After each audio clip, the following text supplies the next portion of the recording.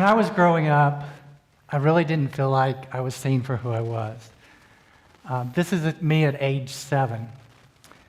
And I wasn't seen for my hopes and my dreams and all the things that I was going to become in my life. That was not mirrored back to me. My potential wasn't seen.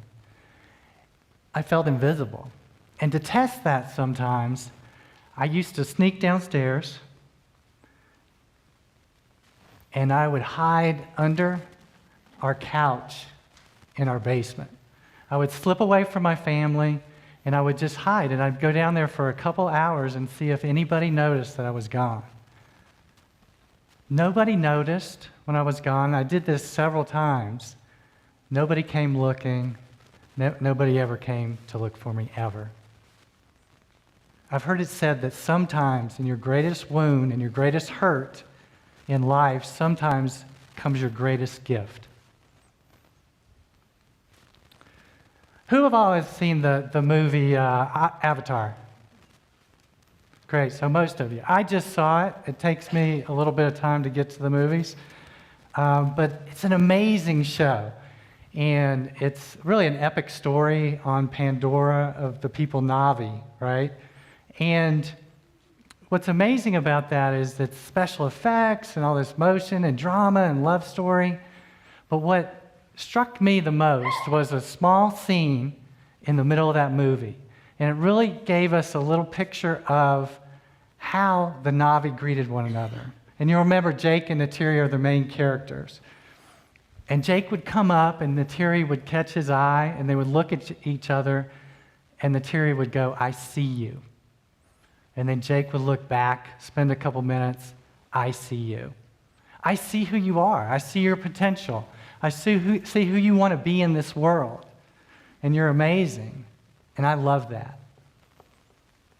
Now, back on Earth, it's a little different. And I've worked a lot with students that have had trouble and difficulties. And I believe that we tend to look at our young people that are going through problems like the Peanuts character Pigpen. And you remember Pigpen, he's got this dust cloud around him. And wherever he goes, that dust cloud follows him.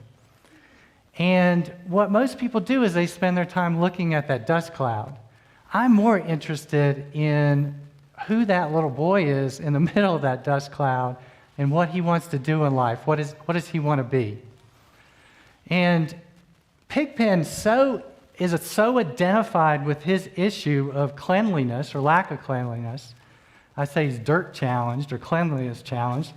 And that's his name. He is named Pigpen. In fact, I looked for his real name on the internet. I couldn't find anything. So we don't know what his name is. Is it Andrew or Pete or Dave? That's the little guy I want to get to know and spend time with. And, instead of looking at the cloud around him, it's looking at the student that's inside. Now, I went to work at this fantastic place called Urban Peak, and it's an agency that works with homeless teenagers. And I love this place. And when I started working there, my friend said, "How can you work with those kids?" And they're thinking of the 16th Street Mall and begging for money and all this. And after I worked there for a couple months, I really came to the place that in my head I was saying, how can I not work with those kids? Do you know how courageous and persistent and amazing these kids are? I remember one young man, his name's Aaron. He had red floppy hair, and he showed up at the shelter like a lot of kids did, with a big, black, hefty trash bag with all of his belongings. That's all he had now. And he was carrying it like this. He walked in. He looked a little bit like Pigpen, a little disheveled and a little dirty. But soon Aaron got in there and he started working on his education. And what I loved about Urban Peak was that they hired people that really saw kids for who they were and saw the potential in kids. And soon Aaron was not this little disheveled 17-year-old, but he started working on his education, and he passed his GED test. The GED is a high school equivalency. And he passed 1, 2, 3, 4, 5. And not only that, his buddies passed at the same time, Dylan and Rob. And so what was fantastic about our GED program was we had a teacher named Heather that had these rituals that really saw kids for where they are. So when they passed, they said, you know what to do. And they went and got their caps and gowns. And she had a Polaroid camera, and she took a Polaroid picture of these guys. And that's not Pigpen anymore. Aaron's in the middle. He's celebrating his success. It's amazing.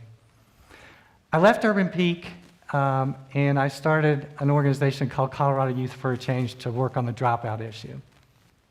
I didn't know what to do exactly. I just started this thing.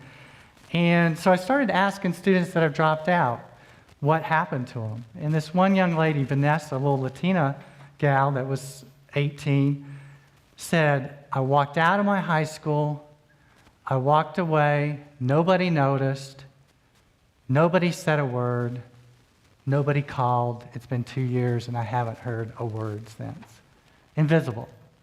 So what I knew then that I needed to create an organization that hired people that saw kids for who they were. So now it's 8 years later, there's 50 people that work at CYC, and those people see those students for who they are.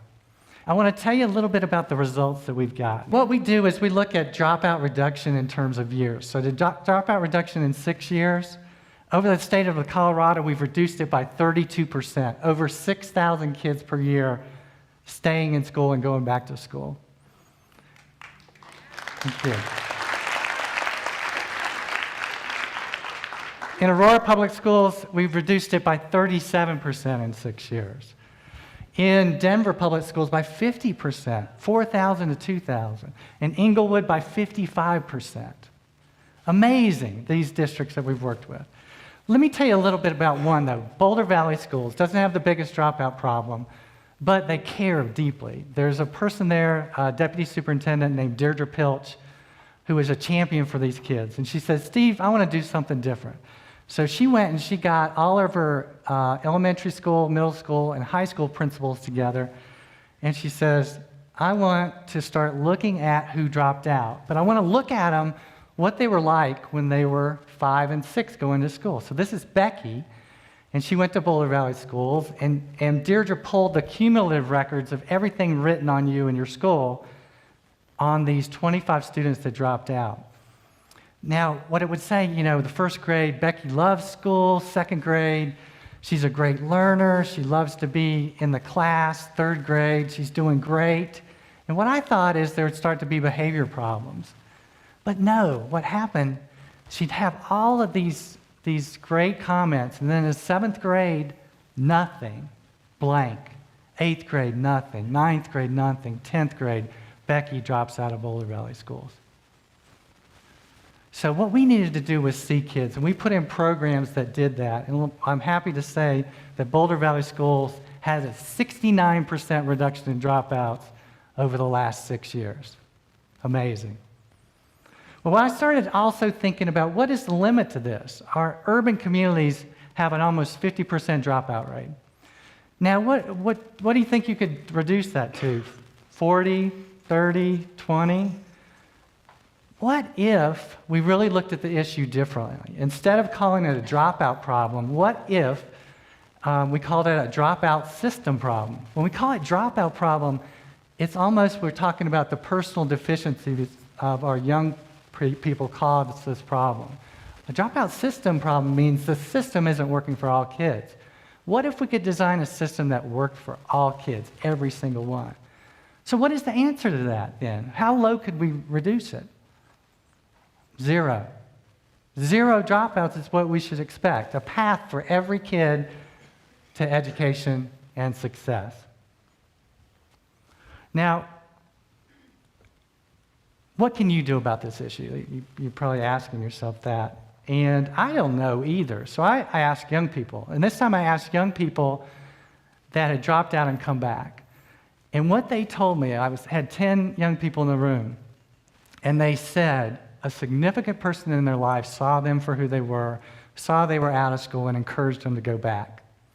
It was grandma, auntie, neighbor, coach, teacher, all of these different people, somebody, basically you. So I believe that everybody in this audience knows a young person that could be seen and to use an encouraging word.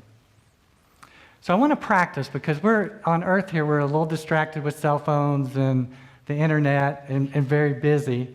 But I want you to close your eyes and imagine that you're on Pandora.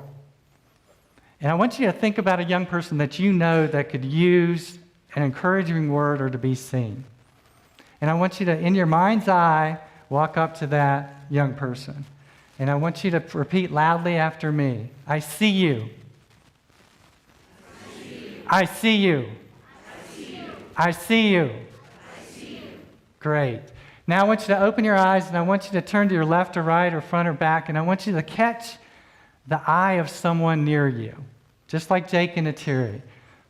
Catch their eye, look at them. Look at them. Everybody got somebody? I know it's difficult. We're not used to doing this.